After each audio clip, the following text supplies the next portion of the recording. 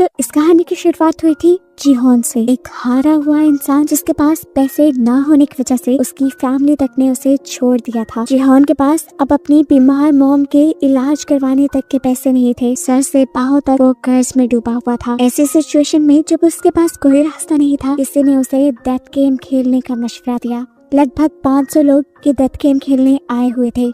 इस गेम में एक रोबोट थी, जो भी इंसान जरा से भी गलती करता था वो रोबोट उसे चुनकर मार देती थी। जीहोन ने अपनी जान बचाने के लिए, यहाँ सरवाइव करने के लिए एक बूढ़ी कैंसर पेशेंट तक को धोखा देकर अपनी जान बचाई और आखिर ये गेम जीत कर यहाँ से निकल भी गया। लेकिन उसके दिल में जो दुख बैठ गया था वो 500 में से सिर्फ एक था जो ये गेम जीत के निकला था। बाकी सारे उस गेम के दौरान मारे गए। गेम को जीतने के बाद उसके हाथ बहुत पैसे लगे थे, लेकिन उसने इन पैसों को हाथ तक नहीं लगाया क्योंकि उसे रिग्रेट था इस चीज का कि उसकी वजह से सारे लोग मरे हैं। हालांकि ये उसने गेम प्लान नहीं की थी। फिर एक दिन एक अनजान आदमी उसे हॉस्पिटल में बुलाता है। जीहोन ये देखकर हैरान परेशान कि ये वही गेम वाला बूढ़ा कैंसर पेशेंट था जो गेम में हार गया था, जिसे मार ही दिया गया होगा। लेकिन अब ये जिंदा सलामत उसके सामने था और इसके जरिए उसे घिनौनी सच्चाई ये पता चली कि लोग बस अपनी एंटरटेनमेंट के लिए यहाँ लोगों को मरवा देते थे। इस डेथ गेम में ये इंसान जो कैंसर पेशेंट था, इसकी लाइफ पे काफी बोर हो गई थी और अपनी लाइफ में थोड़ा मजा लाने के लिए इसने ये डेथ गेम बनाई थी। जीहोन को उस बुरे आदमी की बेरहमी पर बहुत गुस्सा आया और उसने ठान लिया कि वो इस गेम को बंद करवा कर रहेगा। इसके बाद हम मिले जुनहो से, एक पुलिस ऑफिसर जिसका भाई भाग चुका था पुलिस से कुछ फ्रॉड करके। अपने भाई को ढूंढते हुए जुनहो को उसके रूम से एक गेम वाला कार्ड मिला था। इन्वेस्टिगेशन करते हुए जुनहो जीहोन तक पहुंचा और उसे पता चला कि वो गेम में जाने वाला है और उसका पीछा करते हुए वो भी किसी तरह गेम में घुस गया। वो गेम में पार्टिसिपेट नहीं करने आया था, इसलिए उसने गेम के गार्ड्स में से एक गार्ड को मारकर उसका हुलिया ले लिया। वहाँ गेम में जाकर उसे इस गेम में होने वाले जुल्म का पता चला और उसने इस गेम के खिलाफ ही बहुत सारे सबूत इकट्ठे किए और इस आइलैंड से भागने में कामयाब भी हो गया। उसने सबूत सारे सेंड भी किए थे पुलिस को, लेकिन आइलैंड में सिग्नल न होने की वजह से जुनहो की कोई भी चीज पुलिस को रिसीव नहीं हुई। उस पे जुल्म ये कि जुनहो पकड़ा भी गया फ्रंटमैन के हाथों। फ्रंटमैन वो आदमी है जो इस गेम को खिलाता है और यहाँ हमें ये देखकर हैरानी हुई कि जुनहो का भाई ही असल में फ्रंटमैन था। उसने जुनहो को गोली मारने से पहले अपना चेहरा दिखाया और जुनहो को गोली मार दी, जिसके बाद उन्हें लगा कि जुनहो मर गया है और उन्होंने उठाकर जुनहो को पानी में फेंक दिया। और यहाँ पहले सीजन का रिकैप खत्म होता है। नेक्स्ट सीजन की कहानी यहीं से कंटिन्यू हो रही है। सबवे स्टेशन पे हम अब जीहोन को देख रहे हैं जो अपनी बेटी से मिलने के लिए जा रहा है। सबवे स्टेशन पे उतरते ही उसकी नजरें दो आदमियों पे रुक गई। उन दोनों में से एक आदमी वही आदमी था जिसने जीहोन को स्क्विड गेम का कार्ड दिया था। ये बात समझ गया कि अब ये लोग दोबारा एक नई गेम के लिए लोगों को इकट्ठा कर रहे हैं, लेकिन वो अभी नहीं इनके बुरे इरादों में कामयाब होने नहीं देगा। वो भागते हुए उस आदमी तक पहुंचने की कोशिश करता है, लेकिन उसने फिर भी थोड़ी देर कर दी थी। वो आदमी वहाँ से जा चुका था। जिन्होंने उस आदमी के हाथ से कार्ड ले लिया जिसको वो गेम वाला आदमी कार्ड देकर गया था और फौरन उस नंबर पे कॉल मिलाई। कॉल मिलाते ही वो फ्रंटमैन को धमकी देता है कि मैं तुम्हें तुम्हारे इरादों में कामयाब होने नहीं दूंगा, मैं इस मरतबा इस गेम को चलने नहीं दूंगा। उसकी ये धमकियां सुनकर उल्टा फ्रंटमैन ही अब उसे धमकी देने लगा था। वो उससे कहता है जाओ तुम अपनी बेटी से मिलने जाओ, इन पंगों में ना ही पड़ो तो अच्छा है। ये सुनकर वो समझ गया कि फ्रंटमैन और उसके लोग आज भी किसी तरह उसके ऊपर नजर रखे हुए थे, लेकिन अब तक ये कैसे मुमकिन था। वो समझ गया कि जरूर उसकी बॉडी में कोई ट्रैकर लगा हुआ है। फौरन वॉशरूम में जाकर वो ट्रैकर अपनी बॉडी में ढूंढने लग जाता और उसे कान के नीचे अपनी बॉडी में लगा ट्रैकर मिल भी जाता है, जिसे उसने एक कटर से कट करके निकाल दिया। सीन कट होकर यहाँ हमने जुनहो को देखा जिसे लास्ट सीजन में फ्रंटमैन यानी उसके अपने ही भाई ने पानी में गिरा दिया था। पता चला कि उसे पानी से एक फिशरमैन ने रेस्क्यू कर लिया था और अब वो हॉस्पिटल में एडमिट था। काफी दिन गुजरने के बाद जुनहो को इस टाइम होश आया है। दूसरी तरफ जीहोन जिसने अपनी बॉडी से ट्रैकर निकाला है, ट्रैकर निकालने के बाद वो अंडरग्राउंड हो गया ताकि स्क्विड गेम वाले उसे ट्रैक न कर पाए, जिसके बाद लगभग 2 माह का वक्त सीजन में गुजार दिया गया और हमें जुनहो को दिखाया गया जो अभी तक अपने भाई को ढूंढ रहा है और ट्रैफिक पुलिस में है। अपने भाई को ढूंढने के साथ साथ उसका दूसरा मिशन स्क्विड गेम को बंद करने का भी बन गया था, क्योंकि उसने भी देखा था कि कैसे स्क्विड गेम में बेदर्दी से लोगों को मार दिया जाता था। वो जब ये केस अपने सीनियर से डिस्कस करने लगा तो किसी ने उसकी बात नहीं मानी, क्योंकि जब जिन्हों ने उस गेम के बारे में सारे सबूत इन लोगों को उस आइलैंड से सेंड किए थे तो वो इन लोगों तक पहुंच ही नहीं पाए थे, और ऐसे सबने मान लिया था कि जिन्हों झूठ बोल रहा है। सीन के ठोकर हमें जिहोन को दिखाया गया, जिसे अब फ्रंटमैन ने ट्रैक कर लिया था। फ्रंटमैन उसका दरवाजा नॉक करता है। डरते हुए जब जिहोन ने दरवाजा खोला तो फ्रंटमैन 2 कटे हुए सर उसके सामने लेके आया, जिनकी आंखें एकदम से खुल गई और यहाँ पर जिहोन की भी आंख खुल गई और हमें पता चला ये सिर्फ उसका एक सपना था। डरकर जैसे ही वो उठा उसके दरवाजे पे किसी ने नॉक किया। ये एक गैंगस्टर था जिससे पिछले सीजन में जिहोन ने बहुत सा कर्ज लिया हुआ था, लेकिन अब गैंगस्टर जिहोन के लिए ही काम करता था। अपने साथियों के साथ मिलकर सबवे स्टेशन पर उन लोगों को ढूंढने का जो स्क्विड गेम के लिए लोगों को मैन्युपुलेट करते हैं। अब वही टाइम आ चुका था जिस टाइम में 2 साल पहले जिन्हों को स्क्विड गेम में इंगेज किया गया था। इसीलिए अब वो गैंगस्टर को हर सबवे स्टेशन पर लड़कों को जगह जगह खड़े करने की ड्यूटी देता है, जिसके लिए उसने गैंगस्टर को 1 मिलियन यौन भी दिए थे और साथ ही ये वादा भी किया था कि अगर उन्होंने उस आदमी को किसी भी तरह ढूंढ निकाला जो स्क्विड गेम में लोगों को फंसाता रहा है और अब भी फंसा रहा है, तो जिन्हों इन्हें 1 बिलियन यौन इनाम के तौर पर भी देगा। इनाम की रकम सुनते ही गैंगस्टर का तो मुंह खुला का खुला रह गया। उसने अपने लड़कों को भी लालच दी कि जो भी उस आदमी को ढूंढेगा उसे इनाम की आधी अमाउंट मिल जाएगी। जिन्होंने ये लालच इसलिए दिया था ताकि सब लोग दिल लगाकर काम करें, और अगर इस मर्तबा इन्हें वो आदमी ना मिला तो इन्हें पूरे 1 साल का और इंतजार करना पड़ जाएगा, और इस 1 साल में उस गेम के जरिए बहुत से लोगों की मौत भी हो जाएगी। दूसरी तरफ जिन्हों भी स्क्विड गेम वाला आइलैंड ढूंढने की कोशिश में है। ये काम वो उसी फिशरमैन के साथ मिलकर कर रहा है जिसने उसकी जान बचाई थी। जहाँ से जिन्हों उस फिशरमैन को मिला था ये लोग उसके आसपास के सब आइलैंड देख चुके थे और अभी तक स्क्विड गेम वाले आइलैंड तक नहीं पहुँच पाए थे। सीन कट होकर हमें गैंगस्टर को दिखाया जाता है जो अपनी एक नई टीम को ट्रेनिंग दे रहा है। उसने सबको बताया कि उन लोगों को सबवे स्टेशन पे एक ऐसे आदमी को ढूंढना है जो सूट पैंट पहने हुए होगा, हाथ में उसका पैसे से भरा ब्रीफकेस होगा और वो सबके साथ दार्जी गेम खेलेगा और उसके बाद उन्हें एक कार्ड देकर जाएगा। सब अपने काम पर लग जाते हैं और काफी दिन के सब्र के बाद 2 आदमियों को आखिर वो बंदा मिल भी जाता है। सबवे स्टेशन पर ही 2 लोगों के साथ दार्जी गेम खेलते हुए वो उसके लोकेशन अपने बॉस गैंगस्टर के साथ जिन्हों को भी भेज देते हैं और खुद भी उसका पीछा करना शुरू कर देते हैं, जो अब एक कन्वीनियंस स्टोर पर जाकर बहुत सारे ब्रेड्स और लकी ड्रॉ कार्ड्स खरीद कर भीख मांगने वाले लोगों के पास गया है। इन भीख मांगने वाले लोगों के सामने उसने 2 चॉइसेस रखी, एक ब्रेड और एक लकी ड्रॉ की। तकरीबन सभी लोगों ने लकी ड्रॉ चूज किया लेकिन कोई भी नहीं जीत पाया, जिसके बाद इस आदमी ने सारे ब्रेड जमीन पर रखकर उसके ऊपर चलने लग गया और लोगों से कहा, ये खाना मैंने नहीं बल्कि तुमने वेस्ट किया है, तुम सबको पैसे जीतने की लालच थी। यह आदमी इस तरह सब लोगों का माइंड तैयार कर रहा था और जज कर रहा था कि कितने लोग लालची हैं ताकि अगली मर्तबा वो इन्हें गेम में फंसा सके। खैर दिखाया जाता है कि जिहोन के लोग यहाँ पर भी उसके पीछे हैं और वो उसकी ये नई लोकेशन जिहोन को सेंड कर देते हैं। जिहोन यहाँ आने के लिए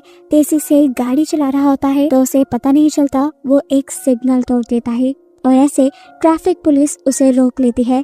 इस टाइम ट्रैफिक पुलिस जिन्हों ही था और उसने नोटिस किया कि जिहोन का रवैया कुछ अजीब सा है। चालान कटने पे उसने माफी नहीं मांगी, वो चिल्लाया नहीं बल्कि चालान देकर आगे बढ़ने की कोशिश की जैसे वो बहुत ही ज्यादा जल्दी में हो या कोई जुर्म करके भाग रहा हो। इसीलिए उसने जिहोन की गाड़ी के नंबर से उसकी इंफॉर्मेशन निकाली तो उसे जिहोन का नाम जाना पहचाना लगा और उसे याद आया कि जिहोन को फॉलो करते हुए ही तो वो पिछली मर्तबा स्क्विड गेम के अंदर पहुंचा था। यहीं से अब जिन्हों ने जिहोन के घर का एड्रेस भी ले लिया। सीन कट होकर दिखाया गया कि वो दोनों आदमी जिससे स्क्विड गेम वाला बंदा मिल गया था वो जिहोन के आने से पहले ही उसको पकड़ने का फैसला करते हैं और डिसाइड करते हैं कि इनाम की रकम वो आधी आधी कर लेंगे। जब वो दोनों उस आदमी को मारने के लिए उसके करीब गए तो उसे आदमी का शिकार हो गए। जिहोन जब तक यहाँ पहुँचा तो उसे सिर्फ सड़क पर लगा खून दिखाई दिया और वो समझ गया कि वो दोनों उसके लोग उस जालिम आदमी के हाथों मारे गए। ऊपर से देखने को मिला कि वो आदमी जिहोन पर नजर रख रहा था। जिहोन के जाने के बाद जब वो कमरे में आया तो पता चला कि उसने जिहोन के आदमियों को अब बंदी बनाया हुआ है। वो इनके साथ भी डेथ गेम खेलता है क्योंकि उसे भी डेथ गेम खेलने में मजा आता था। गेम तो बच्चों वाली थी, स्टोन पेपर सीजर, पर उसने शर्त रखी थी जो हारा वो मारा जाएगा। ऐसे ही जब उनका एक साथी हारता है तो यह आदमी उसे गोली मार कर खत्म कर देता है और फिर दूसरे आदमी से जिनहू का एड्रेस पूछता है। जिनहू का एड्रेस पता चलते ही वो उस आदमी को छोड़कर वहाँ से चला गया। यहाँ शाम में जिनहू जब अपने घर पहुँचा तो वो आदमी उससे पहले ही उसके घर में छुपा बैठा था। वो जिहोन को यहाँ मार भी सकता था, लेकिन जैसा हमने पहले देखा कि उसे डेथ गेम पसंद है, वो अब जिहोन के साथ डेथ गेम खेलने का फैसला करता है। गेम खेलने से पहले उसने जिहोन को बताया कि मैं पहले स्क्विड गेम में डेड बॉडीज को उठाने का काम करता था, लेकिन वो बहुत बोरिंग था। मुझे लोगों को खुद मारना पसंद था, इसीलिए मैंने फ्रंटमैन से अपनी जॉब चेंज करने की रिक्वेस्ट की। इसके बदले फ्रंटमैन ने पता है मुझे क्या टास्क दिया। उसने मुझे मेरे ही डैड को मारने को कहा और मैंने गन उठाकर मार दिया, जिसके बाद फ्रंटमैन ने मुझे ये गन दी और अब मैं किसी को भी मार सकता हूँ। जिहोन उसकी बातों पे ज्यादा ध्यान दिए बगैर उससे कहता है बस मुझे फ्रंटमैन का एड्रेस दो, जिससे वो मिलकर इस गेम को बंद करने का प्लान रखता है। लेकिन ये बात सुनकर वो आदमी हंसने लगा और बोला ठीक है एक गेम खेलते हैं। ये तुम्हारे सामने एक गन है और इसमें सिर्फ एक ही बुलेट है, 5 नॉट्स इसके खाली है। बारी बारी एक दूसरे को शूट करते हैं, जो हारा वो मारा जाएगा और अगर मैं हारा तो तुम्हें मेरी पॉकेट से फ्रंटमैन का एड्रेस मिल जाएगा। जिहोन बिना डरे गेम को शुरू करते हुए उस गन को उठा चुका था, क्योंकि मरने का डर तो उसने स्क्विड गेम ने खत्म ही कर दिया था। बारी बारी उन्होंने अपने ऊपर शूट किया और चौथी बारी पर जब वो आदमी अपने ऊपर गन पॉइंट करता है तो इस मर्तबा वो खुद को शूट कर चुका है। वो खुद ही अपनी जाल में फंसकर मारा गया। जिहोन जीत गया और अब जिहोन को उसकी पॉकेट से फ्रंटमैन का एड्रेस भी मिल गया।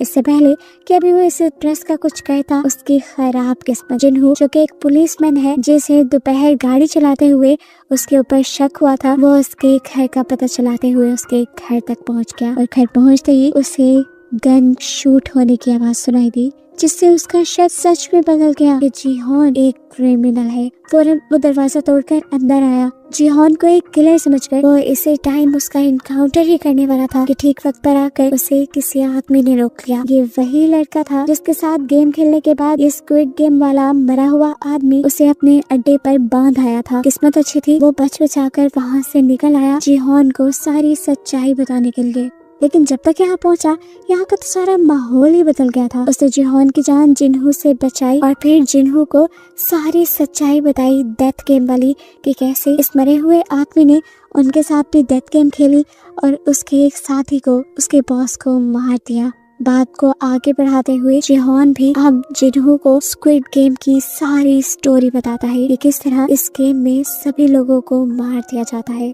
उसने जिनहू से कहा मैं बुरा नहीं हूँ, मैं बस उस गेम को रोकना चाहता हूँ ताकि और मासूमों की जान बच पाए। स्क्विड गेम के बारे में वो जिनहू भी जानता था। जिनहू ने यहाँ जिहोन को बताया मैं तुम्हारा ही पीछा करते हुए उस गेम तक पहुँचा था। वहाँ मैंने जाकर गार्ड्स के सूट पहन लिए और तुमसे कई मर्तबा बात करने की भी कोशिश की, लेकिन तुम मेरे से बात नहीं कर पाए। मैं जानता हूँ उस गेम में ये लोग सबको मार देते हैं और मारने के बाद उन डेड बॉडीज के साथ क्या किया जाता है, उनके ऑर्गन्स निकाल कर बेच दिए जाते हैं, ये सब कुछ भी मैं जानता हूँ। इतनी डिटेल्स तो जिहोन को खुद भी नहीं पता थी। जिनहू के मुंह से ये सब सुनकर उसने भी अब जिनहू को अपने साथ मिलाने का फैसला किया और जिनहू को अपना प्लान बताया कि वो स्क्विड गेम के सभी बनाने वालों को चुन चुन कर मार देगा। एक फ्रंटमैन है जिसे आज तक उसने नहीं देखा, वो ब्लैक मास्क पहने आता है। उसने इन नामी एक बूढ़े कैंसर पेशेंट के साथ मिलकर ये गेम बनाई है। वो उन आदमियों को मारकर इस गेम को खत्म करना चाहता है। यहाँ पर गैंगस्टर भी इन दोनों की सारी बातें सुन चुका था। वो इनसे कहता है मैं भी तुम्हारा साथ देना चाहता हूँ,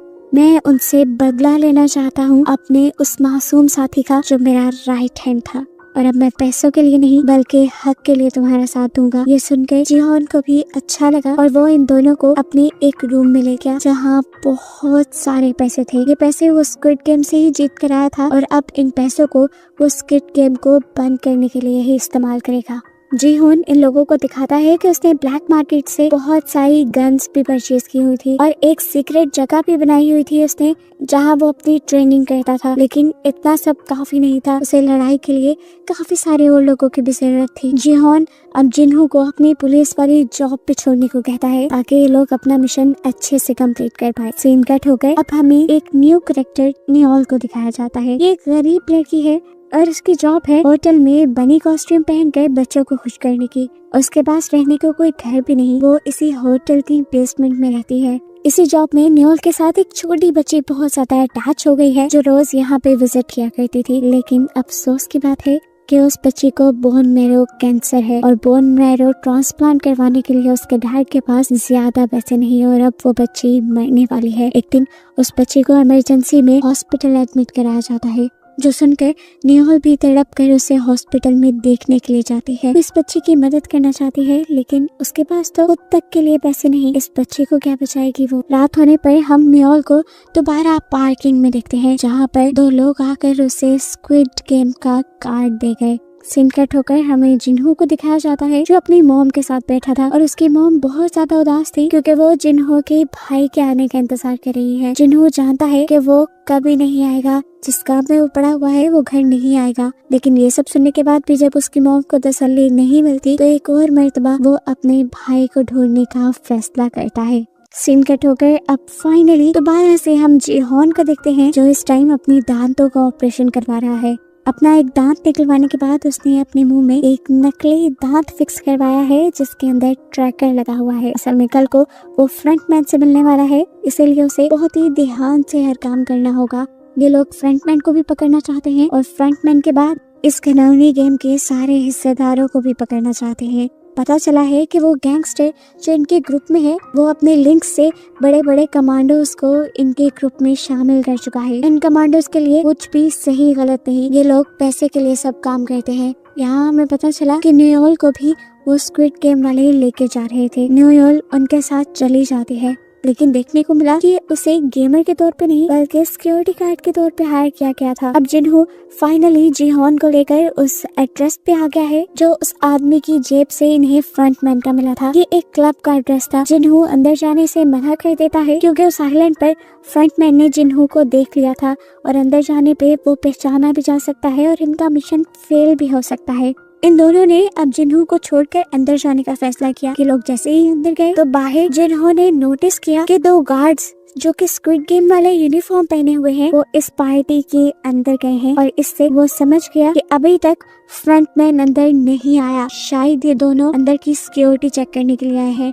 अब यही बात कि फ्रंटमैन अंदर नहीं है जिन्हों अपने साथियों को बताना चाहता था, लेकिन अंदर जाने पर उसने देखा कि जीहोन को फ्रंटमैन के लोग दूसरे दरवाजे से कहीं ले जा चुके हैं। जीहोन के मुंह में लगे ट्रैकर की मदद से इन लोगों ने उस गाड़ी को ट्रैक कर लिया जिसके अंदर वो लोग जीहोन को ले गए थे। जिन्हों और उसके बाकी साथी उस गाड़ी का पीछा करने लगे और सही वक्त देखकर वो उस गाड़ी पर हमला करके वहाँ से फ्रंटमैन को किडनैप करना चाहते थे, लेकिन फ्रंटमैन तो उस गाड़ी में था ही नहीं। इस गाड़ी में लगे हुए एक डिवाइस की मदद से फ्रंटमैन जीहोन से बातें कर रहा था और ट्रैकर में आने वाली आवाजों से जिन्हों और उसके लोगों को लग रहा था कि फ्रंटमैन उसी गाड़ी में है। ये बात वो ठीक तरह से अपने साथियों को बता भी नहीं पाया कि गाड़ी के अंदर फ्रंटमैन नहीं है। वो कॉल के जरिए ही फ्रंटमैन से बात करते हुए उसे किसी तरह मनाने की कोशिश करता है कि तुम इस गेम को बंद कर दो, मासूमों की जानें लेना बंद करो।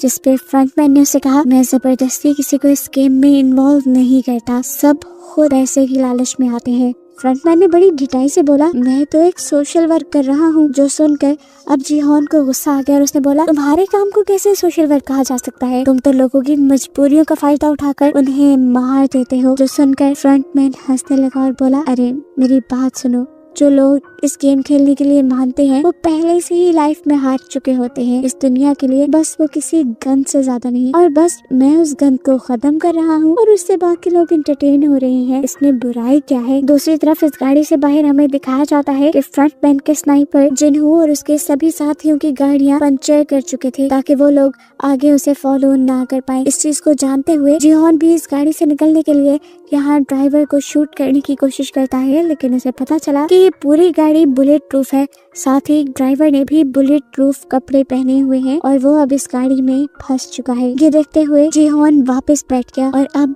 उसके दिमाग में एक नई खिचड़ी बनने लगी। पता नहीं क्या सोचकर उसने फ्रंटमैन से दोबारा इस गेम में हिस्सा लेने को बोला। वो ऐसे तो इन सबको मना नहीं पाया था, लेकिन अब उसको लगता है कि वो गेम में जाकर इस गेम में होने वाली सारी ज्यादतियों को रोक सकता है। अब वो बंदा जो इस गेम को बिल्कुल पसंद नहीं करता वही ये गेम खेले तो मजे का हो सकता है। इसलिए फ्रंटमैन ने भी उसे गेम में दोबारा एनरोल कर लिया और अब उसे बेहोश करके ये लोग स्क्विड गेम के अंदर ले गए। जिन्हों फौरन उनका पीछा करने के लिए एक बोट के अंदर ट्रैकर्स लगा लेता है और उसी फिशरमैन के जरिए उन आइलैंड को ढूंढने के लिए निकल जाता है जहाँ पर वो जिहोन को लेकर जा रहे होंगे। यहाँ जिहोन को दोबारा दिखाया जाता है जिसकी यहाँ स्क्विड गेम के बेड पर खुली है। उसे अपना पुराना ही नंबर दिया गया है। यहाँ पर पहले की तरह बहुत सारे और लोग भी हैं जो एक दूसरे को देखकर कंफ्यूज है, साथ ही गेम्स के लिए भी कंफ्यूज है। अब गार्ड्स यहाँ आकर इन्हें गेम्स के रूल बताना शुरू करते हैं। रूल्स बताने के बाद गार्ड्स ने इन सब की हिस्ट्री इन सब को दिखाई कि यहाँ पर सिर्फ वही लोग आए हुए हैं जिन पर मिलियंस का कर्ज है। ये सब बताने के बाद गार्ड्स ने इन्हें बताया कि जीतने वाले को 45.6 बिलियन यॉन मिलेंगे। इस गेम के पूरे 6 राउंड होंगे। एक दिन में 1 राउंड खेला जाएगा और हर गेम के बाद वोटिंग भी होगी क्या इन्होंने ये गेम कंटिन्यू रखना है या नहीं। और अगर ये लोग गेम बंद करने का डिसाइड करते हैं तो सभी प्लेयर्स को जीते हुए पैसे डिवाइड करके दे दिए जाएंगे। ये एक नया रूल था। जिहोन जान गया कि ये उसी की वजह से डाला गया है। आगे बढ़कर सबने कॉन्ट्रैक्ट साइन कर लिया। जिहोन ने देखा तकरीबन सभी रूल्स पुराने थे, बस कुछ एक आध नए थे। इसके बाद यहाँ एक एक करके सभी प्लेयर के पिक्चर्स ली गई। इस गेम को खेलने यहाँ पर कोरिया का एक फेमस रैपर भी आया हुआ था जिसे देखकर सब हैरान थे। उसके साथ पिक्चर भी बनवाना चाहते थे। उसने सबसे वादा किया कि यहाँ से बाहर जाते ही वो सबको एक एक पिक्चर देगा। यहाँ देखने को मिला कि जिहोन का एक दोस्त भी यहाँ आया हुआ था और ये लोग तकरीबन 3 साल बाद मिल रहे थे। जिहोन के गायब होने की वजह से उसका एक दोस्त उससे बहुत ज्यादा नाराज था। तब जिहोन उसे कहता है मैं बाहर जाकर तुम्हें सब सच बता दूंगा। तुम इस जगह गलत आ गए हो, तुम्हें नहीं आना चाहिए था। और अब अगर तुम्हें अपनी जान प्यारी है तो जिस तरह मैं कहूँ तुम्हें उस तरह ही करना है। खैर अब गेम भी शुरू होने वाली थी। सभी लोग बाहर ग्राउंड पे आ गए। ये पुराना ही ग्राउंड था। जिहोन समझ गया कि ये गेम भी पुराने वाली ही है। सीन कट होकर अब हमें जिन्हू को दिखाया गया जो जिहोन का ट्रैकर ट्रैक करते हुए आइलैंड तक पहुंच भी गया है। लेकिन यहाँ उन्हें कोई ऐसी फैसिलिटी नहीं मिली जिसमें गेम खेली जा रही हो। ट्रैकर को ट्रैक करते हुए ये लोग एक फिशरमैन तक पहुंचे और देखा गया कि जिहोन का ट्रैकर यहाँ चारे में पड़ा था। ये देखते हुए उन्होंने फिशरमैन को ही मारना शुरू कर दिया और उससे इन्वेस्टिगेट करने लगे इस ट्रैकर के बारे में। तब फिशरमैन ने जवाब दिया कि मुझे तो ये चारा फ्री मिला था। वहाँ गेम के अंदर भी जिहोन परेशान था कि जिन्हू और उसकी टीम इन सबको रेस्क्यू करने के लिए क्यों नहीं पहुंची। कहीं उसके ट्रैकर में तो कुछ गड़बड़ नहीं। कैमरे से छुपते हुए वो अपने मुंह से जब अपना टूटा हुआ दांत निकालता है तो ये देखकर हैरान रह जाता है कि उसमें ट्रैकर ही नहीं था और गेम वालों ने गेम में आने से पहले उसका ट्रैकर वाला दांत निकाल दिया। और वो समझ गया कि अब वो बहुत बड़ी मुसीबत में है। किसी को तो क्या बचाना, वो खुद भी इस गेम से नहीं निकल सकता। फिर भी वो सबकी जान बचाने का इरादा तो रखता था, इसीलिए उसने सबसे कहा कि इस गेम को आप लोग वैसे ही खेलेंगे जैसा मैं कहूँगा, वरना आप लोग मारे जाएंगे। अब गेम भी स्टार्ट हो चुकी थी। जिहोन सबको अपने एक्सपीरियंस से गाइड करते हुए उस वक्त में आगे लेकर जा रहा था जब डॉल का मुंह पीछे होता था। सभी लोग जिहोन की बात मान रहे थे, लेकिन बहुत से लोगों को यकीन नहीं था कि जिहोन सच बोल रहा है। ऐसे ही वो रैपर अपने सामने वाली लड़की के कान के नीचे मक्खी देखकर उसे उड़ाने को कहता है। वो लड़की पीछे मुड़कर उसे देख के हंसने लग जाती है।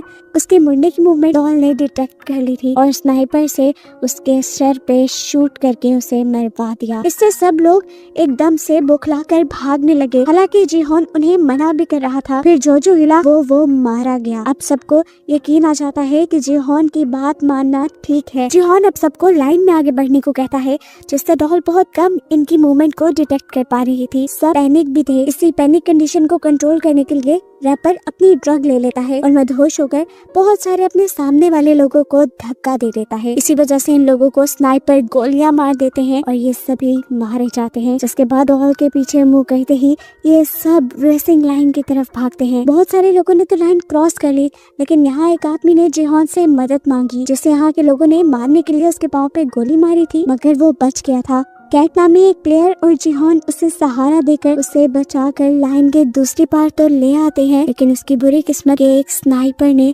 उसके सर पे शूट करते हुए उसे मार डाला और ये स्नाइपर नियोल ही थी। उसकी इस हरकत से सारे गार्ड्स को भी गुस्सा आया था। यहाँ पे कोई भी गार्ड सर पे गोली नहीं मारता था। सर पे गोली मारने से लोगों की बॉडी के ऑर्गन्स जल्दी डैमेज हो जाते थे, जिनको इन स्क्विड गेम वालों ने बेचना होता था। नेक्स्ट सीन में जिन्हो को दिखाया जाता है, जो अब परेशान है कि वो जिहोन को कहाँ ढूंढे। ये बात वो समझ गया था कि यहाँ करीबी किसी भी आइलैंड पे स्क्विड गेम वाली फैसिलिटी नहीं होगी, क्योंकि यहाँ गेम वालों ने उसे खुद भेजा था। फिलहाल ये लोग यहाँ से वापस जाने का प्लान करते हैं, क्योंकि समुद्र में तूफान भी आने वाला है। फिर सीन कट होकर हमें दोबारा सारे प्लेयर्स को दिखाया जाता है। सारे प्लेयर्स बहुत ज्यादा घबराए हुए थे गेम में होने वाली मौत से। अब जैसे ही गार्ड्स इनके रूम में आते हैं, सब और भी ज्यादा डर जाते हैं और इनसे माफी मांगते हैं और कहते हैं प्लीज हमारी जान बख्श दो। लेकिन गार्ड्स उन्हें गेम के नए रूल बताने आए थे। गार्ड्स ने बताया कि 500 में से इस गेम के बाद सिर्फ 365 लोग बचे हैं। वो सबको ऊपर मनी बॉक्स में देखने को कहता है, जहाँ पे बहुत सारे पैसे गिरे थे। गार्ड बताते हैं कि अभी वोटिंग होगी और अगर सब लोग यहाँ से जाने का फैसला करेंगे तो ये पैसे सभी लोगों में डिवाइड हो जाएंगे। अब गार्ड्स ने इनकी जीती हुई अमाउंट उन्हें बताई। अगर वो अमाउंट सब में डिवाइड होती तो ये पैसे एक एक इंसान को बहुत कम मिलते और सभी लोगों का कर्जा उससे ज्यादा था। इसीलिए बहुत से लोगों ने गेम कंटिन्यू करने का डिसाइड किया। सबका फैसला बदलते देखकर जिहोन सबको समझाता है, अगर यहाँ रहे तो वैसे भी मारे जाएंगे, लालच नहीं करो, यहाँ से जाने के लिए वोट दो। जिहोन की ये बात सुनते हुए इन सब के पीछे बैठी हुई एक तांत्रिक, जो कि एक प्लेयर भी थी, वो बोलती है कि हमारी मौत जहाँ लिखी होगी वहीं पर आएगी, मौत से ना डरो। ये बात सुनने के बाद सभी लोगों ने वोटिंग स्टार्ट कर दी। जिहोन सबसे पहले आगे बढ़ा और उसने गेम रोकने के लिए वोट किया। एक एक करके लोग आगे बढ़े और बहुत से लोग गेम को ना रोकने के लिए भी वोट कर रहे थे और ये देखकर जिहोन की जान निकल रही थी। आखिर ये वोटिंग टाई हो गई। आधे लोगों ने यहाँ से निकलने का और आधे लोगों ने यहाँ रुकने का फैसला किया। अब बस एक इंसान ऐसा था जिसके वोट पे ये सारा रिजल्ट था और वो था नंबर 1। अब नंबर 1 प्लेयर आगे आया और उसने यहाँ गेम में रुकने का फैसला किया और सिर्फ एक बंदे की वजह से ये गेम कंटिन्यू हो गई। हमें देखने को मिला ये बंदा कोई और नहीं बल्कि इन्हू है, फ्रंटमैन, जो कि खुद यहाँ पर प्लेयर बन के अब आ चुका है। अब इसके बाद हमें मरे हुए लोगों के कॉफिन दिखाए जाते हैं, जिनमें से कुछ पर क्रॉस के निशान बने थे, जिसका मतलब था कि उन लोगों के इन्हें ऑर्गन्स निकालने हैं। और 2 आदमी जब ये काम कर रहे थे तब उनको सिर्फ एक ही डेड बॉडी के ऑर्गन्स ठीक मिले और उन्होंने अंदाजा लगाया कि एक सिक्योरिटी गार्ड जानबूझकर सर पे गोली मार रहा है, जिससे ऑर्गन जल्दी फेल हो जाते हैं। ऐसे उनका ये कारोबार तो बंद हो जाता है, इसीलिए वो फौरन इस चीज की खबर फ्रंटमैन को देते हैं। अब सीन कट होकर हमें सभी प्लेयर्स को दिखाया जाता है, जिनमें जिहोन तो बहुत ज्यादा परेशान है, क्योंकि वो जानता है इस गेम में जो भी पार्ट लेता है वो मर जाता है। इसी सब के दौरान इन्हू बाकी सभी प्लेयर्स को लेकर उसके पास आया और उसने जिहोन से कहा, देखो तुम पहले भी इस गेम में आ चुके हो, तुम एक्सपीरियंस्ड हो, तुम हमारी मदद कर सकते हो, जिससे हम लोगों की जान भी बच जाए और हमें पैसे भी मिल जाएं। ये सुनने के बाद जिहोन उन्हें बताता है कि पिछली मर्तबा हमने दूसरी गेम डलजूना गेम खेली थी, जिसमें शुगर कैंडी के अंदर से हमने शेप्स निकालनी थी। ट्रायंगल सबसे इजी शेप थी और अम्ब्रेला सबसे ज्यादा हार्ड। ये सुनकर इन्हू बोला, जिसने अम्ब्रेला चुना होगा वो तो सबसे बड़ा बेवकूफ होगा। उसकी ये बात सुनकर जिहोन को याद आया कि पिछले सीजन में जिहोन ने ही अम्ब्रेला चुना था। खैर सारा क्राउड यहाँ से चला गया और अकेले में इन्होंने जिहोन से सवाल किया, तुम दोबारा इधर क्यों आए हो? तुम्हारे पास तो बहुत पैसा है। जिहोन दुखी हुआ और बोला, वो पैसा मेरा नहीं बल्कि मरे हुए लोगों का था और ऐसे ही अब भी जो हम पैसे जीतेंगे वो भी मरे हुए लोगों के होंगे। इन्हों से कहता है, तुम ज्यादा नहीं सोचो। उसकी ये बात सुनकर जिहोन उसी पे भड़क गया और बोला, तुम चाहते तो इस गेम को रोक सकते थे, तुमने ये गेम क्यों नहीं रोकी? इन्होंने जवाब दिया, क्योंकि यहाँ पे बहुत से लोग गेम खेलकर पैसे कमाना चाहते हैं।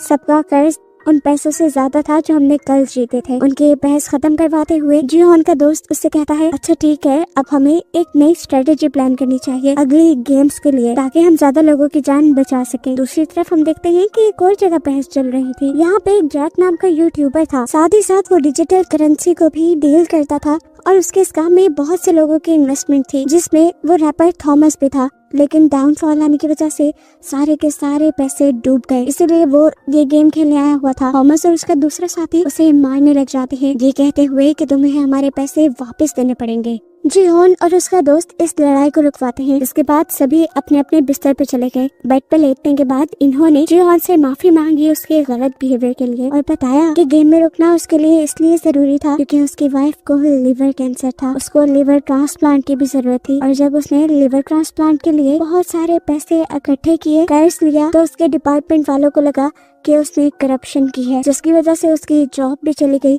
और अब उस पे बहुत बड़ा कर्ज भी है। वो ऐसे बिना पैसे लिए यहाँ से नहीं जा सकता। उसको इमोशनल हुआ देखकर जीहोन भी उसकी मजबूरी समझ गया और उसने भी ठान लिया कि अगले गेम में वो सबका साथ देगा। सीन कट होकर हमें दिखाया गया कि अब यहाँ के नए फ्रंटमैन के सामने नोयोल को बुलाया गया है क्योंकि वो लोगों के सर में गोली मार रही थी। जब फ्रंटमैन उससे वजह पूछता है तो वो बताती है कि पुराने फ्रंटमैन ने मुझसे यही डील की थी कि यहाँ पर बेकार लोगों को मारना है। मैं सर में गोली इसलिए मारती हूँ कि उनके अंदर जान होती है। जिस पर वो आदमी बताता है कि तुमने आइंदा सर पे गोली नहीं मारनी, देखो हम उनके ऑर्गन्स निकालते हैं और उनके ऑर्गन्स कई लोगों की जान भी बचा सकते हैं, तो याद रखना आइंदा तुमने गोली नहीं मारनी, वरना बेचने के लिए हमारे पास तुम्हारे भी ऑर्गन्स हैं। और मैं जानता हूँ तुम अपनी बेटी को वापस पाने के लिए जिंदा रहना चाहती हो। यहाँ इनकी बातों से हमें नोयोल की जिंदगी के बारे में भी पता चलता है कि वो कोरियन मिलिट्री में थी, लेकिन एक जंग में जब वो हिस्सा लेने गई तो पीछे से उसकी बेटी गुम हो गई और आज तक वो अपनी बेटी को ढूंढ रही है। सीन कट होकर अब हम जुनहो को देखते हैं जो अपने ऑफिस में आकर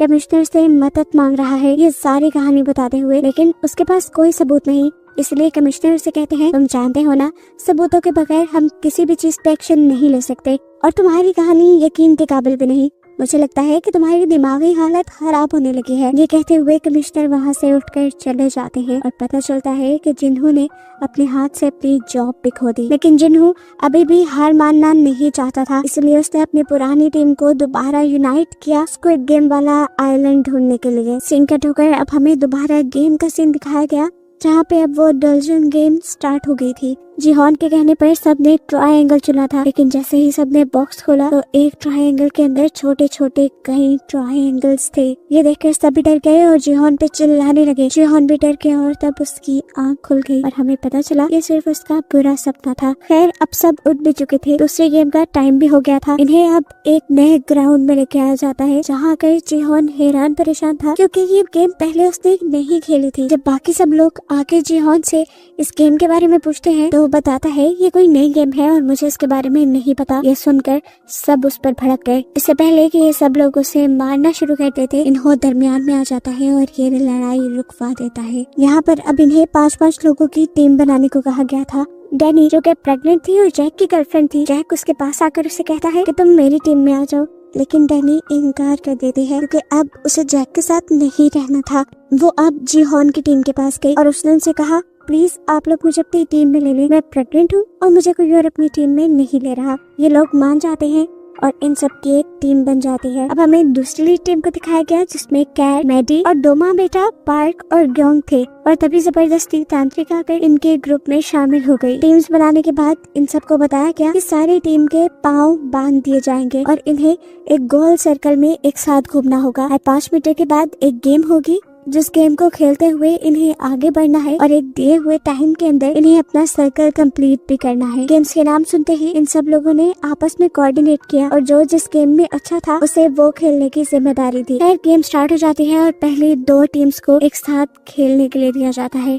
पहली टीम डाची को बहुत अच्छे से खेलती है और तेजी से आगे बढ़ती है, लेकिन वो स्टोन को स्टोन से मारने में कामयाब नहीं हुए। स्टोन उनका आगे गिर गया था। एक साथ जब ये लोग उसे लेने के लिए आगे बढ़ गए तो गिर गए। टाइम काफी वेस्ट हो रहा था। खैर वो इस राउंड को भी पार करके आगे बढ़ गए। अगला गेम था इन्हें लट्टू को घुमाना, जो पहली मर्तबा में तो इनका एक टीम मेंबर नहीं कर पाया, लेकिन अगली मर्तबा में उसने ठीक से कर लिया। जबकि दूसरी टीम वो तो अभी अपनी पहले ही राउंड में फंसी हुई थी। फिर वक्त खत्म हो गया और दूसरी टीम को गोलियां मारकर स्क्विड गेम वालों ने मार दिया और वो टीम जिसने काफी सारे राउंड पूरे कर लिए थे वो भी अपना टाइम पे सर्कल कंप्लीट नहीं कर पाई थी और ऐसे उन्हें भी गोलियां मारकर मार दिया गया। ये देखकर सभी बहुत ज्यादा डर गए, घबरा गए। यहाँ पर अब सब लोगों की लाशें उठाई जा रही थी। एक बंदा अभी जिंदा था, मरा नहीं था। इन्होंने उसको भी उठाकर कॉफिन में डाला और उसके कॉफिन पे क्रॉस का निशान बना दिया। लेकिन फिर यहाँ पर नोयोल आई और उसने आकर उस आदमी के सर पे गोली मारते हुए उसे जान से मार डाला। ये चीज फ्रंटमैन ने भी देख ली थी और उसकी इस हरकत से फ्रंटमैन के साथ उसके सारे गार्ड भी गुस्से में आ गए। खैर अब अगली टीम की बारी आ गई। ये कैट की टीम थी। कैट ने यहाँ सबको संभाला और आगे लेकर बढ़ी। पहले इन्हें डाचे गेम खेलना था जिसमें वो लड़की पहली बारी में अपने कार्ड को घुमा नहीं पाई। तब कैट ने उसे कार्ड उल्टा पकड़ने को कहा और इस तरह पहली ही बारी में उसने अपने कार्ड को सीधा घुमा दिया था। फाइनली ये लोग आगे बढ़े। आगे इन्हें स्टोन से स्टोन को मारना था। वो लड़का भी पहली मर्तबा में स्टोन को स्टोन से हिट नहीं कर पाता। कैट यहाँ पे सबको एक साथ आगे कदम बढ़ाने को कहती है और ये लोग दोबारा उस स्टोन को लेकर पीछे आते हैं। इस लड़के की मोह मुझसे कहती है, बेटा उस आदमी को याद करो जिसने तुम्हारे सारे पैसे लूटे हैं। याद आते ही इस लड़के को इतना गुस्सा आया कि उसने पत्थर पर ठीक निशाना लगाकर ये राउंड भी जीत लिया। ये लोग दोबारा से आगे बढ़े। इस मर्तबा इन्हें 5 गाइस को इकट्ठे उठाकर इकट्ठे कैच करना था। कॉन्ग ये काम पहली मर्तबा में नहीं कर पाई और इस वक्त उसके बेटे ने उसे हौसला दिया और उसे कहा, तुम उस लड़की को याद करो जिसकी वजह से डैड तुम्हें छोड़ गए थे। ये सोचते ही उसने भी गुस्से में 5 डाइस को उछालकर कैच कर लिया और जल्द ही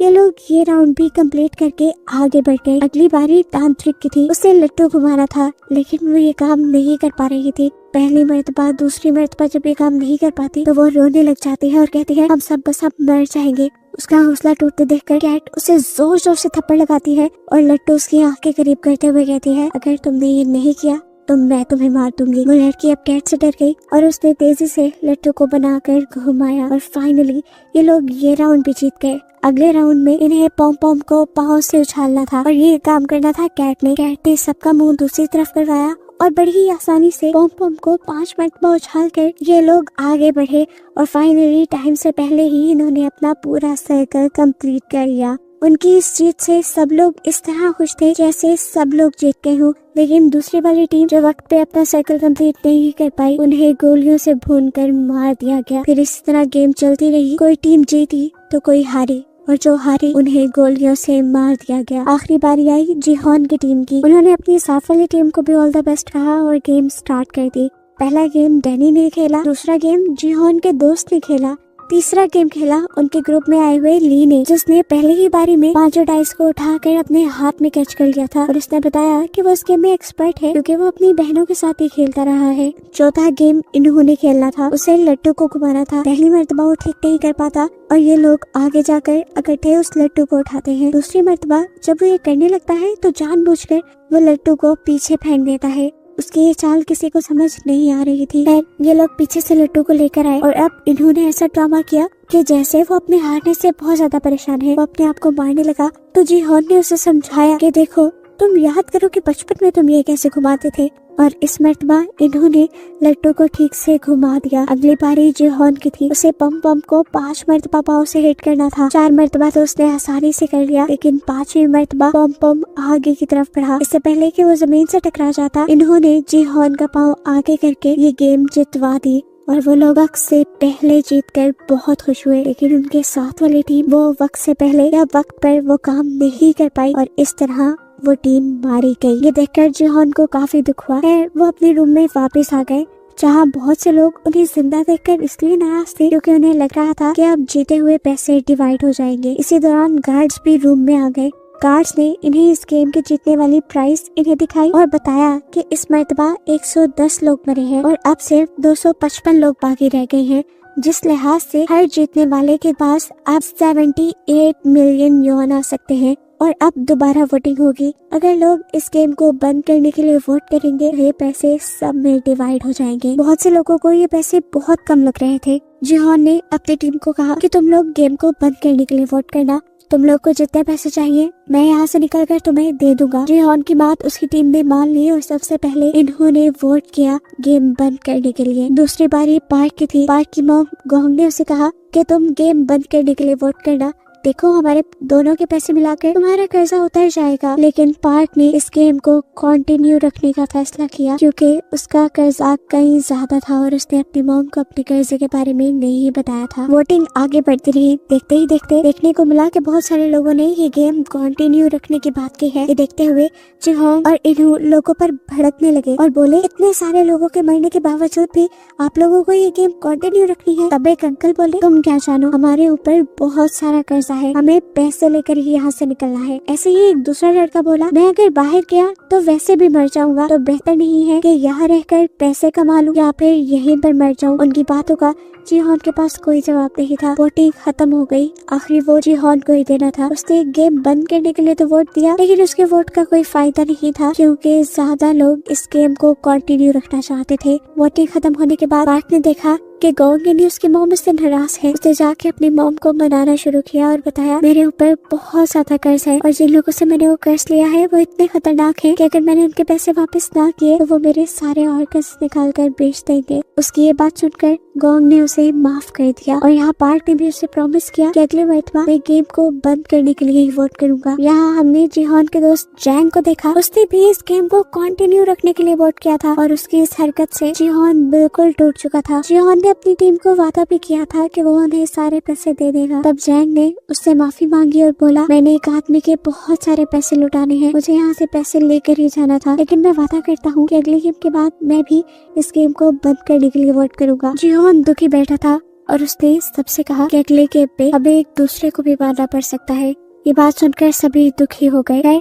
इन लोगों के पास अब खाना कुछ एक्स्ट्रा था जो उन्होंने डैनी को दे दिया क्योंकि डैनी प्रेग्नेंट थी और उसे ज्यादा खाना खाने की जरूरत थी। सीन कट होकर हमें बाथरूम में जैक और थैनोस यानी रैपर को दिखाया गया। वो रैपर अभी भी जैक को घेरे खड़ा था और उसने उसे कहा कि तुम मेरे कर्जदाई हो, इस तरह तुम मेरे गुलाम हुए, तुम यहाँ से मुझे पैसे जीत कर दे कर जाओगे। ये सुनकर जैक ने उसे कहा कि तुम्हारे पैसे डूबने में मेरी कोई गलती नहीं, तुमने मेरे कहने पे शेयर जरूर खरीदे थे, लेकिन जब मैंने तुम्हें बताया कि अब इन्हें बेचने का टाइम है तो तुमने तब लालच में वो नहीं बेचे और तुमने अब सारे पैसे खुद डुबाए हैं। इसमें मेरा कोई कसूर नहीं। लेकिन वो रैपर उसकी कोई बात मानने को तैयार नहीं था। वो उसे कहता है, जो भी है तुम पैसे जीतो और मुझे वापस करो। ये सुनकर जैक हंसने लगा और बोला, अगर मैं वो पैसे जीत भी गया तो शायद तुम मर चुके होगे। ये बात सुनकर उस रैपर को इतना ज्यादा गुस्सा आ गया कि वो जैक की गर्दन पकड़कर उसे मारने लगा, पर सही वक्त पर जीहॉन की टीम ने आकर इस लड़ाई को रोक दिया। खैर ये लोग वापस रूम में आ गए और यहाँ आकर जीहॉन ने सबसे कहा कि हमें बारी बारी उठकर पहरा देना होगा क्योंकि पैसों के लिए मैंने देखा है लोग खुद जानवर बन जाते हैं और अपने दूसरे ही टीम मेंबर्स को मार देते हैं ताकि प्राइज मनी उनको मिल जाए। रात में हम देखते हैं कि जीहॉन ने काफी देर पहरा, जिसके बाद जैंग उठा। जैंग ने उसे कहा, जीहॉन तुम सो जाओ, अब मैं पहरा देता हूँ। मुझे आज भी याद है कि तुम आखिरी मरतबा मेरे से पैसे लेने आए थे, लेकिन अगर मेरे पास होते तो जीहॉन मैं सच में तुम्हें दे देता। जीहॉन ने यहाँ उसे कुछ नहीं कहा और यहाँ उनकी बातों से हमें पता चला कि उनकी दोस्ती बहुत गहरी, बहुत पुरानी है। वो बचपन से स्कूल टाइम यहाँ तक के जॉब भी उन्होंने एक साथ की थी और इस चीज का अंदाजा इन्हों को भी उनकी बातों से हो गया था। सारी बातें छोड़कर तब जैंग जीहॉन से पूछता है, तुम्हारे पास जितने पैसे थे तो तुम वापस गेम में क्यों आए? जीहॉन ने इस बात का जवाब नहीं दिया बल्कि एक नया सवाल जैंग से पूछा कि अगर मैं यहाँ गेम में मर जाऊँ तो तुम मेरे हिस्से के पैसों का क्या करोगे? ये सुनकर वो उदास हो गया और उसने बोला, ऐसी बातें नहीं करो, हम एक साथ जीत के बाहर जाएंगे। तब जीहॉन ने जवाब दिया, हाँ मैं भी यही चाहता हूँ कि हम साथ जिंदा बाहर जाएं, लेकिन अब मैं हार रहा हूँ, ये लोग मेरी बात नहीं समझ पा रहे। खैर सीन कट होकर फाइनली अब हम जिन्हों को देखते हैं जो दोबारा जीहॉन को ढूंढने के लिए सफर शुरू कर चुका है और यहाँ नया दिन भी चढ़ गया है। सभी लोगों को दोबारा गेम के लिए तैयार होने को कहा गया, साथ ही साथ सभी गार्ड्स भी तैयार हो गए। सभी प्लेयर्स को एक बड़े से हॉल में लेकर जाया गया जहाँ पर एक स्टेज घूम रहा था। सभी को उस पर खड़ा होना था। स्टेज के घूमने पर इन्हें एक नंबर दिया जाएगा। उतने नंबर की टीम बनाकर इन्हें यहाँ के किसी भी रूम में जाकर उस रूम को लॉक करना है, जिसके बाद बचे हुए लोगों को मार दिया जाएगा और अगर रूम में दिए गए नंबर से ज्यादा या कम लोग हुए तो उन्हें भी मार दिया जाएगा। ये सुनकर सभी लोग अपनी स्ट्रेटेजी बनाने लगे कि उन्हें ये गेम कैसे खेलनी है। स्टेज पे घूमना शुरू हो गया और इन्हें 10 का नंबर दिया गया। 30 सेकंड में इन्हें 10 लोगों की टीम बनाकर किसी रूम में जाना था। जीहॉन की टीम और कैट की टीम जल्दी से एक रूम में चली गई और उन्होंने जाकर वो दरवाजा लॉक कर लिया। जल्दी से 30 सेकंड गुजर गए और जो भी लोग बाहर खड़े हुए थे उन्हें गार्ड्स ने गोलियों से भून दिया और ये देखकर जीहॉन बहुत ज्यादा दुखी हुआ। उनके रूम में इस टाइम तांत्रिक बिखरी थी जिसने उन सबको बोला कि तुम सब मेरी वजह से जिंदा हो। ये कहते ही सबने मुड़कर उसकी तरफ देखा। जीहॉन ने भी। जीहॉन को देखकर वो बोली, तुम अगर अभी तक जिंदा हो समझो यहाँ बहुत बड़ा कुछ होने वाला है। कोई भी उसकी बातों पे ज्यादा ध्यान नहीं दे रहा था। अगले राउंड के लिए ये लोग दोबारा स्टेज पे आ गए। स्टेज घूमा और इन्हें अगला नंबर मिला 4 का। सभी लोगों ने जल्दी जल्दी अपनी टीम तोड़ी और कमरों की तरफ आ गए। कैट की टीम तांत्रिक को छोड़कर अपने रूम में बंद हो गई थी, जबकि जिहोन की टीम ने इन्हू को छोड़ दिया था और फिर उसके बाद पहले की तरह बचे कुछ लोगों को मार दिया गया। गार्ड्स ने देखा कि एक रूम में 3 लोग थे। गार्ड्स ने उनको भी पकड़कर मार डाला। ये लोग जब रूम से बाहर आए तो तांत्रिक अजीब सी नजर से उन्हें देख रही थी, जबकि जिहोन और उसकी पूरी टीम इन्हू के लिए परेशान थे। लेकिन इन्हू सेटिस्फाई था। उसने कहा कि मैं लोगों से जल्दी दोस्ती कर लेता हूँ, इसलिए मैं बच गया। फाइनली अगला राउंड शुरू हुआ और इन सबको 3-3 का नंबर मिला। इन लोगों ने अपनी दोबारा टीम तोड़ी और आगे बढ़े। गोंग अपने बेटे पार्क के साथ आगे जाना चाहती थी, लेकिन 2 लड़कों ने जबरदस्ती पार्क को पकड़कर अपने रूम में ले गए और गोंग ये देखकर परेशान हुई कि उसके बेटे ने उसे छोड़ दिया। वो वही परेशान खड़ी थी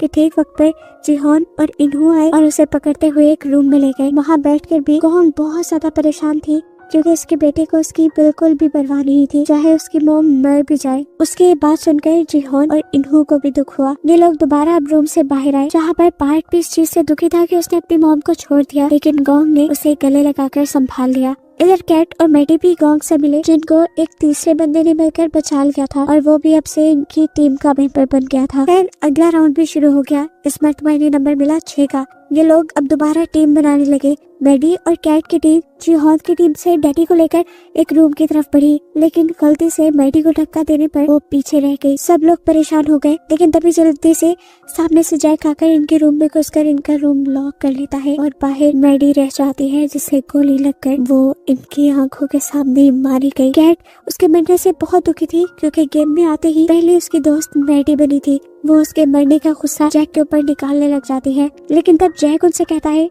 कि अगर मैं सही वक्त पर आकर तुम्हारा रूम लॉक ना करता तो तुम सब के सब मारे जाते। मेरा एहसान मानो, मैंने तुम्हारी जान बचाई है, क्योंकि मैडी सही वक्त पर अंदर नहीं आ सकती थी। उसकी बात गलत भी नहीं थी, इसीलिए सबका गुस्सा ठंडा हो गया। फिर अब अगला राउंड स्टार्ट हो जाता है। इन्हों का ख्याल था कि अब गेम वाले 2-2 का नंबर चुनेंगे, क्योंकि यहाँ पर 50 कमरे हैं और ये लोग 126 लोग रह गए हैं। इन्हों के कहने के मुताबिक बाकी 2 का नंबर मिला।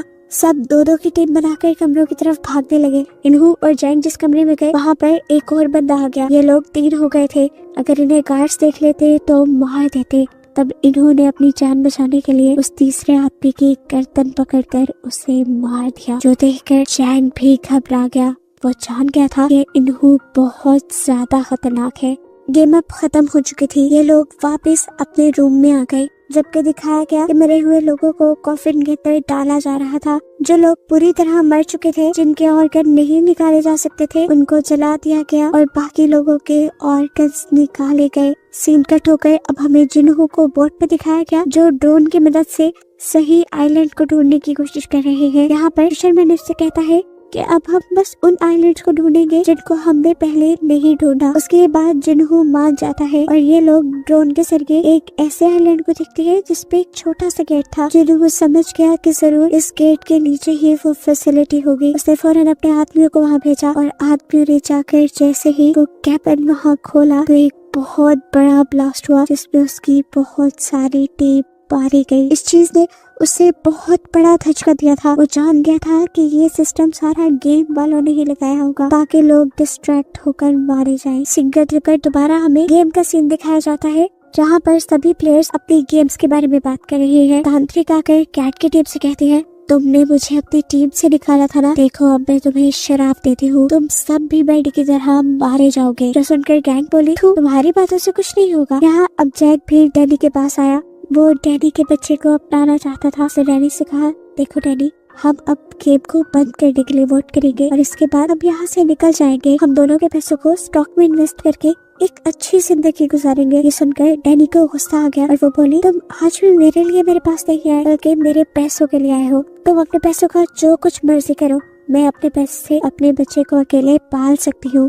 ये कहकर वो वहाँ से चली गई। जबकि दूसरी तरफ हमें इन्हू और जिहोन को दिखाया गया, जिन्होंने गेम बंद करने वाले लोगों को गिन लिया था।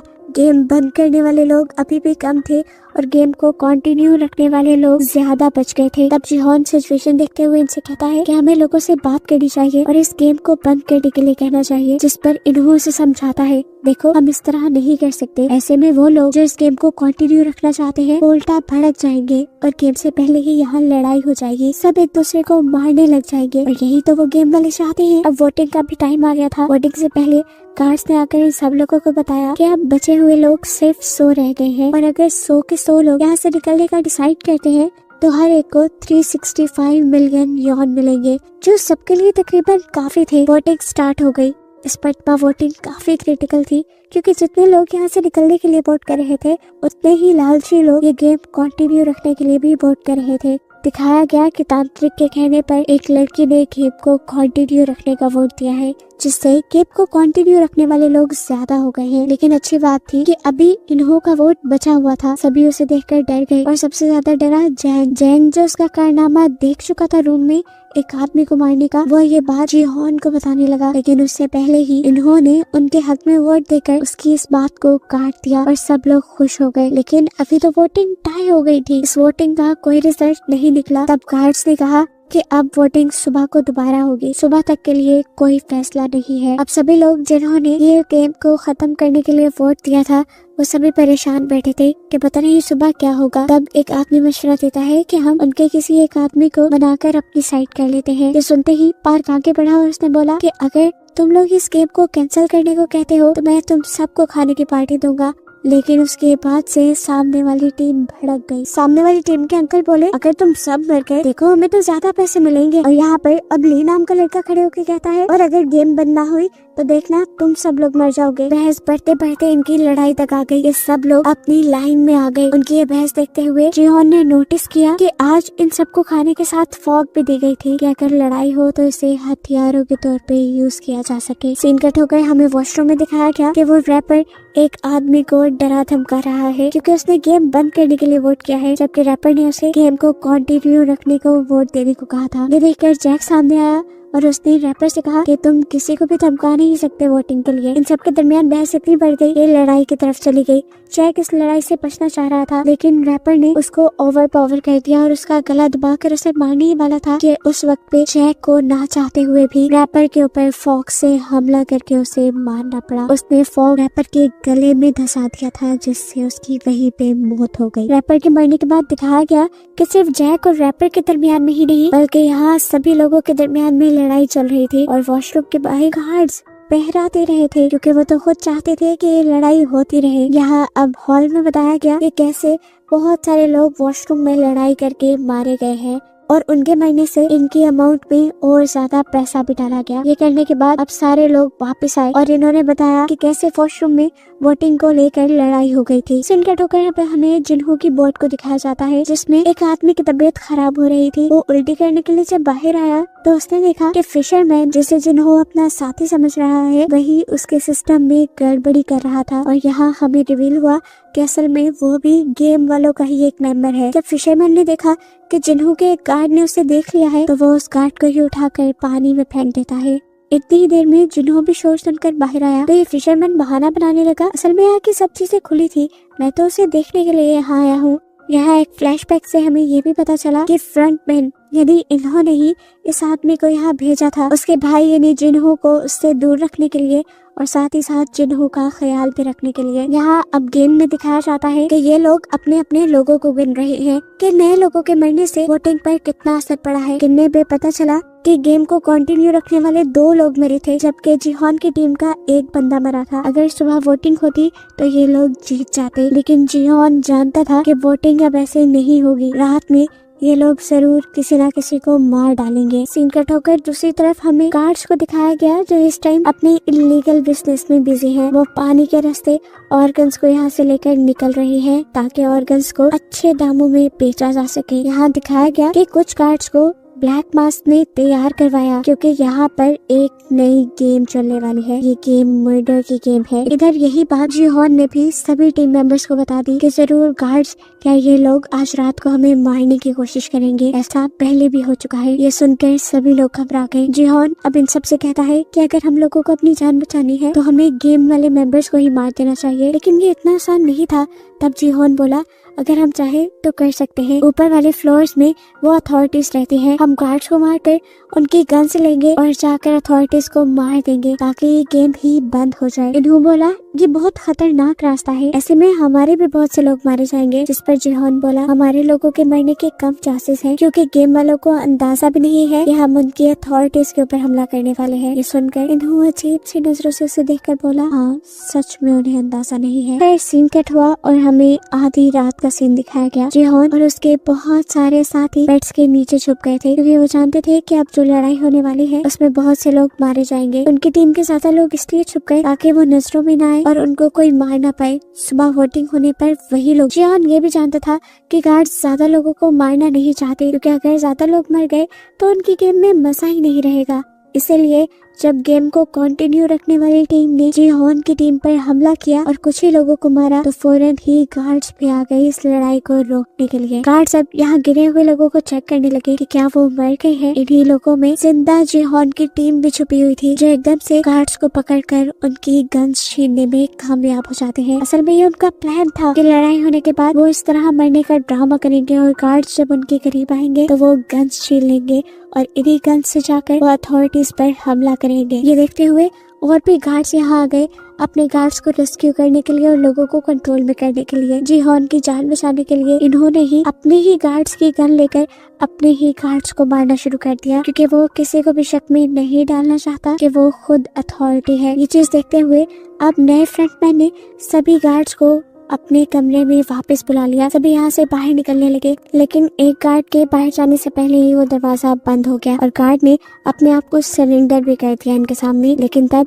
जिहान ने उस गार्ड को नहीं मारा। अब जिहान का एक आदमी दूसरी टीम के लोगों को मारना चाहता था जिन्होंने उनकी टीम पर हमला किया था, लेकिन यहाँ जिहान उसे रोक देता है और कहता है हम उन्हें नहीं मारेंगे। लेकिन वो आदमी बाजिद था कि हमें उन्हें मार देना चाहिए, वो पैसों के पीछे भागने वाले दरिंदे हैं।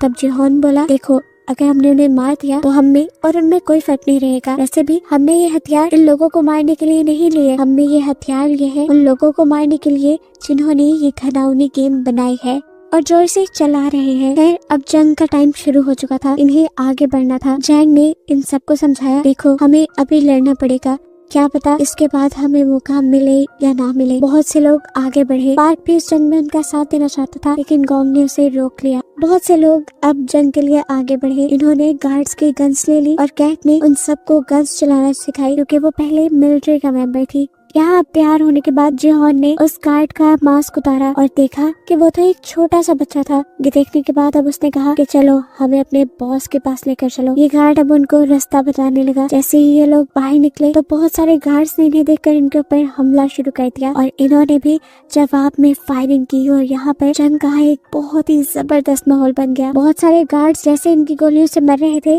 तो ये भी गार्ड्स की गोलियों से बच रहे थे। यहाँ पर कैट ने एक जबरदस्त काम किया, यहाँ के सारे सीसीटीवी कैमरास को गोलियां मार के तोड़ दिया, जिससे कोई उनके ऊपर नजर न रख पाए। फाइनली अब ये लोग कंट्रोल रूम तक पहुंच गए थे। गार्ड ने जिहान को बताया कि इस कंट्रोल रूम को आप मेरे मास्क की मदद से खोल सकते हैं। उसने जैसे ही अपना मास्क जिहान को दिया तो पीछे उसे फ्रंट मैन दिख गया और ये देखते ही उसकी जान निकल गई। फ्रंट मैन जो इस टाइम प्लेयर ही बना हुआ था इन्हो। इससे पहले कि ये लोग कंट्रोल रूम तक जाते, ऊपर से गार्ड्स ने दोबारा इनके ऊपर गोलियां बरसाना शुरू कर दी। ये लोग अब जवाब में गोलियां भी नहीं बरसा सकते थे क्योंकि इनकी मैगजीन्स खत्म हो गई थी। यहाँ जिहान उस लड़के का मास्क लेकर कंट्रोल रूम को ओपन कर चुका था, जहां को लेकर वो आगे बढ़ा था और एक एक लम्हे की खबर वो सिक्योरिटी गार्ड्स के ही वॉकी टॉकी से इन्हों को दे रहा था। अंदर जाते ही जिहान और जैंग ने वहाँ एक एक करके गार्ड्स को मारना शुरू कर दिया और आगे बढ़ने लगे। यहाँ के सीसीटीवी कैमरास से ब्लैक मास्क ने उन दोनों को अंदर आता देख लिया और उनको रोकने के लिए अपनी गार्ड्स की पूरी एक टीम भेजी। यहाँ दूसरी तरफ देखने को मिला कि अभी तक गार्ड्स उनके ऊपर गोलियां बरसा रहे हैं और इनकी एक एक गोली खत्म हो चुकी है। यहाँ पर जिहान और जैंग के पास भी बहुत सारे लोग आ चुके थे, वो इन्हें ओवरपावर कर सकते थे, इसलिए उसने फौरन इन्हों को अंदर आने को कहा। लेकिन इन्होंने बताया कि मेरे पास गोलियां नहीं है। उसने उससे कहा जाओ पहले कमरे से मैगजीन्स लेकर आओ गार्ड्स के पास जो एक्स्ट्रा होती हैं। जिहान के कहने पर अब उसे ये काम करना पड़ा। अब इन्हों के आने में तो देर थी, जिहान को बचाव के लिए दोबारा गोलियों की जरूरत थी। तब जैंग ने उसे कवर दिया, वो ऊपर से गार्ड्स को मारता रहा और जितने गार्ड्स को इन लोगों ने यहाँ मारा था जिहान उनके पास जाकर उनके मैगजीन ले आया। यहाँ देखने को मिला कि ली वापस हॉल में आ चुका था। उसने यहाँ पर मौजूद गार्ड्स की मैगजीन्स इकट्ठी करना शुरू कर दी और पार्क ने भी इस काम में उसकी मदद की। दूसरी तरफ हमें दिखाया गया जब इन्हों को ये फील हुआ कि जिहोन दोबारा कहीं से मैगजीन लेकर उनके गार्ड्स को मारता जा रहा है, तो सिचुएशन खराब देखकर वो जिहोन के पास आया और जिहोन को डिस्ट्रैक्ट करने के लिए वो बोला, मैंने बाहर एक नक्शा देखा था, मुझे लगता है कि कंट्रोल रूम तक जाने का पीछे से भी एक रास्ता है, मैं वहाँ जाकर तुम्हें कवर देता हूँ, तुम वहाँ से कंट्रोल रूम तक जाओ। जिहोन उसकी बात मान गया और उसके बहकावे में आते हुए उसे अपनी आखिरी मैगजीन भी जिहोन ने दे दी। यहाँ दिखाया गया कि ली जैसे ही वहाँ से बाहर निकला मैगजीन्स को ऊपर ले जाने के लिए, तो गोलियों की आवाज ने उसे बुरी तरह डरा दिया। वॉकी टॉकी से कैट उसे ऊपर की तरफ बुला रही थी, लेकिन वो वॉकी टॉकी को अब नीचे फेंक देता है क्योंकि ऊपर जाने का उसके अंदर हौसला नहीं। ये सुनकर कैट उसे गालियां देती है और खुद मैगजीन्स लेने के लिए नीचे आने का फैसला करती है। अब दोबारा हमें इन्हों को दिखाया गया जो पीछे रास्ते में तो चला गया था, लेकिन अब उसे एक नया कवर लेना था। उसने वॉकी टॉकी से ऐसे एक्टिंग करके जिहोन को मैसेज दिया कि जैसे वो गार्ड के हमले में घायल हो गया हो। उसने यहाँ पर एक जख्मी आदमी की आवाज भी जिहोन को सुनाई, जिससे जिहोन को सच में लगा कि वो बहुत ज्यादा जख्मी है और फिर इन्होंने उस सामने वाले आदमी को भी गोली मारकर मार दिया। ये सब वॉकी टॉकी से जिहोन सुन रहा था और अब जिहोन को ऐसे लगा जैसे इन्हों मारा गया हो और इस चीज से वो बहुत ज्यादा दुखी हो गया। वो तो इन्हों को अपना दोस्त समझ रहा था, ये नहीं जानता था कि इन्हों ही सबसे बड़ा गद्दार है। अंदर कैट जो अब मैगजीन्स लेकर बाहर की तरफ बढ़ रही थी, उनके रूम में भी बहुत सारे गार्ड्स आ गए। कैट ने पहले इन्हीं को मारने का फैसला किया, लेकिन गैंग ने उसे रोक दिया और कहा कि तुम इन्हें नहीं मारो। पता नहीं क्यों कैट ने उसकी बात मान ली। कैट के सही वक्त पर बाहर ना पहुंचने की वजह से सब लोग अब सरेंडर करने की पोजीशन पे आ गए, क्योंकि वहाँ गार्ड्स की तादाद ज्यादा हो गई थी और वो लोग लड़ भी नहीं सकते थे। इसी तरह गार्ड्स ने सामने आकर यहाँ एक एक करके सबको मार दिया। सीन कट होकर हमें दिखाया गया कि जिहोन और जैंग ने भी सरेंडर कर दिया था क्योंकि उनके पास भी गोलियां खत्म हो गई थी। और तब उनके सामने आया फ्रंट मैन, यानी खुद ही इन्हों, जो उससे पूछता है, जिहोन तुम्हें तो दोबारा यहाँ आके काफी मजा आया होगा है ना, लेकिन तुमने जो यहाँ किया वो अच्छा नहीं किया और इसकी अब तुम्हें सजा मिलेगी। वो अब उसके ऊपर बंदूक तानता है लेकिन मार देता है जैंग, यानी उसके दोस्त को, ताकि उसके दिल में दर्द बढ़ जाए। अपने फ्रेंड को मरता देखकर जिहोन जोर से चिल्लाया और बस यहीं पे ये सीजन खत्म हो गया, बहुत सारी मिस्ट्रीज के साथ कि आखिर यहाँ जीता कौन, यहाँ के पैसे किसको मिलेंगे और जिन्हों इन लोगों को ढूंढ भी पाएगा या नहीं। ये सब देखने को मिलेगा हमें नेक्स्ट सीजन में।